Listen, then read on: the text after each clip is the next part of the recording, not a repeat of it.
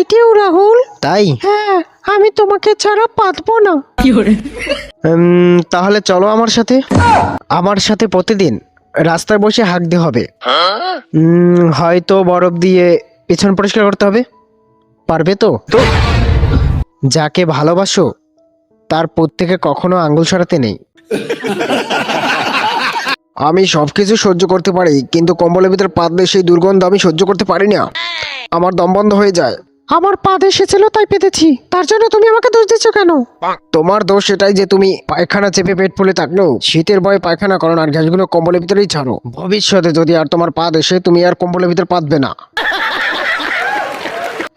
তুমি বা তোমার মা পাতলে তখন তোমাদের নাকে গন্ধ লাগে না? তোমার মা তো সারাদিন ভরম ভরম করে পাত মারে। একদিন তো তোমার মা পাততে পাততে হেগেই ফেলেছিল। কাজল চুপ করো, মা শুনতে পাবে। আমি পাতলে দুর্গন্ধ হয়, তোমার মা পাতলে কি গোলাপের গন্ধ হয়? কাজল থামলে কেন? মারো, আরো মারো। তোমার মা যখন সারা বাড়ি পেতে বেড়ায় তখন কোনো দোষ থাকে না, আর আমি পাতলে যত দোষ। শান্তিতে বসে যে একটু পাত মারবো তারও কোনো স্বাধীনতা নেই। মন খুলে একটু পাততেও পারি না।